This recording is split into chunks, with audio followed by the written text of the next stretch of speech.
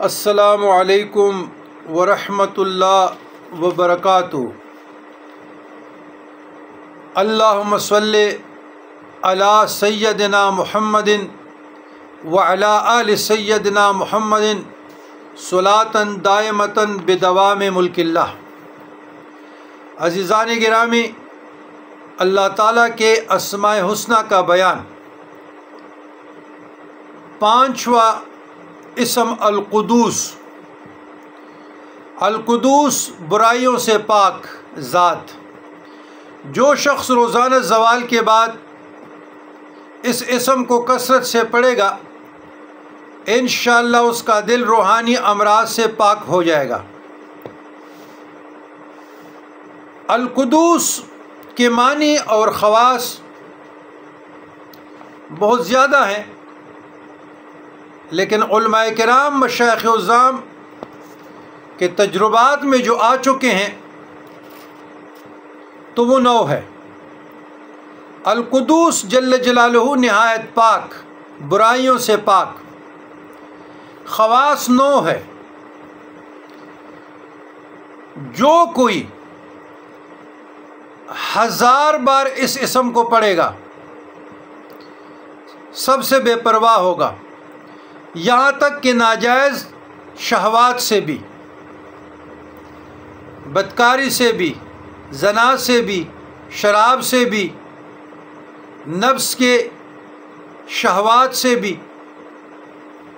Number 2، جو شخص دشمن سے بچنے کے لیے بھاگتے وقت اس کو کثرت سے پڑھے گا وہ محفوظ رہے گا۔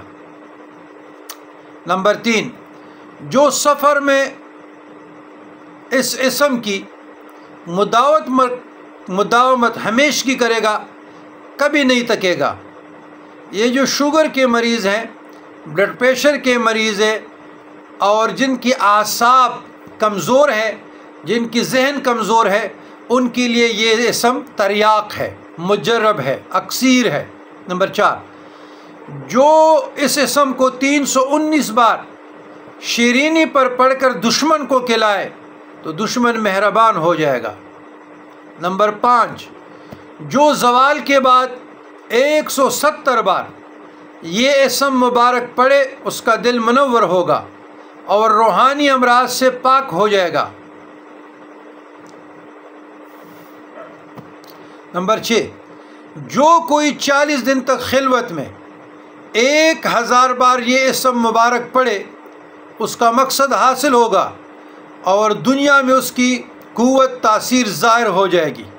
نمبر 7، اگر کوئی اس کو رات کے آخری حصہ میں 1000 بار پڑھے تو بیماری اور بلا اس کے جسم سے دور ہو جاتی ہے۔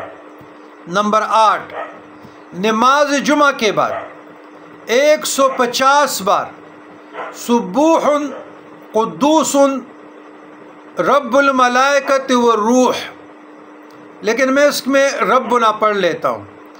سبوح قدوس ربنا ورب الملائکۃ والروح، اس طرح بھی پڑھ سکتے ہیں۔ کہہ کر اس اسم کو ایک روٹی پر لکھ کر جو شخص کھائے وہ تمام آفات سے محفوظ رہے اور اسے عبادت کی توفیق حاصل ہو۔ جو جمعہ کی نماز کے بعد سبوح قدوس روٹی کے ٹکڑے پر لکھ کر کھاتا رہے فرشتہ صفت ہو جائے۔ یاد رکھیے گا، سبوح قدوس رب الملائکۃ والروح کشف القلوب کے لیے اور کشف القبور کے لیے مجرب عمل ہے بزرگان دین کا، اور اس پر پہلے بھی میں بیان کر چکا ہوں۔ اللہم ربنا آتنا فی الدنیا حسنۃ وفی الآخرہ حسنۃ وقنا عذاب النار۔ آمین یا رب العالمین۔